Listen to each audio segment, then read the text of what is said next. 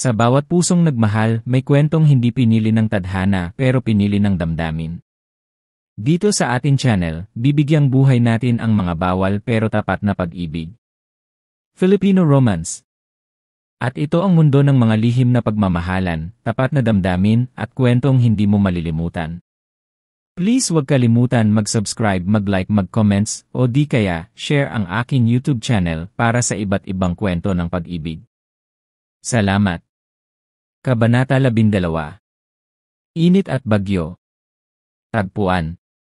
Looban, Batangas. Gabi ng malakas na ulan, isang linggo matapos ang pagbisita niyan. Malamig ang simula pero unti-unting umiinit ang tinig.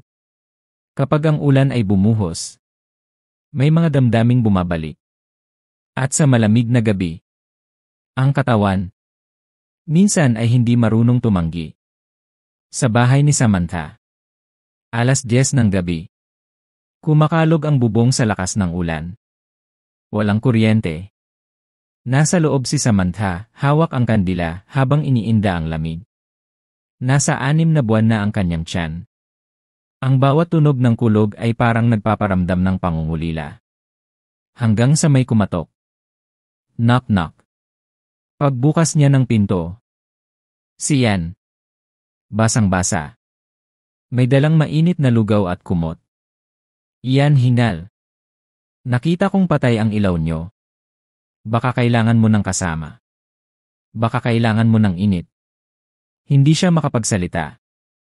Ang mga mata ni Ian may pagsuyo. Pero may lihim ding pagnanasa. Tahimik silang pumasok. Sa sala. Sa ilalim ng kandila. Magkatabi sila sa sahig. Sa ibabaw ng banig.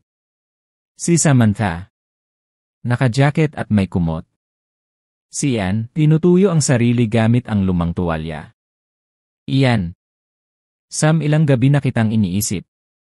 Hindi lang bilang kaibigan, kundi bilang babae. Hindi sumagot si Samantha. Pero hindi niya rin inalis ang tingin. Tumama ang katahimikan. Ian. Mahina. Alam kong masalimuot ang buhay mo ngayon. Pero kung papayag ka, gusto kong alagaan ka. Kayong dalawa ng anak mo. Isang iglap. Lumapit si Ian, marahan, maingat. Dahan-dahang hinaplos ang buhok ni Samantha. Mainit ang palad. Inilapit ang mukha. Hindi agad hinalikan. Naghintay ng pahintulot. Si Samantha hindi umiwas. At doon naganap ang isang mahina. Mabagal ngunit punong-punong halik. Walang pagmamadali. Haplos sa pisngi, halik sa gilid ng labi.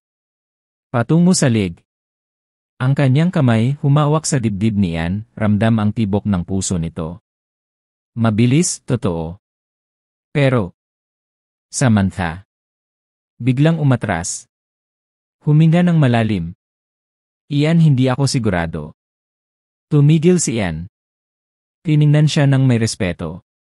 Ian. Okay lang. Hindi ako nandito para pilitin ka.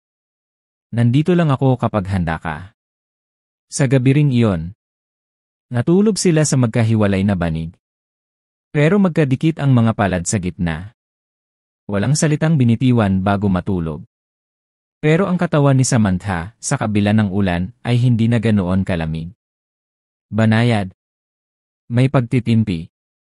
Hindi lahat ng init ay nauwi sa apoy pero ang apoy na marunong maghintay ay ang apoy na hindi basta-basta nawawala.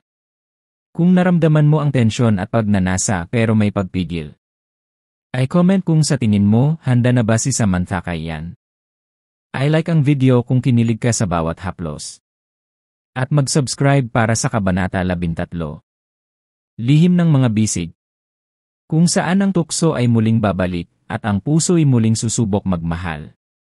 Kung kayo ay may ibang karanasan mula sa kwentong pag-ibig, pwede niyong ibahagi sa aking channel at gawan natin ng storya ang mga naudlot ninyong damdamin. Maraming salamat, sanay nagustuhan nyo ang aking kwento.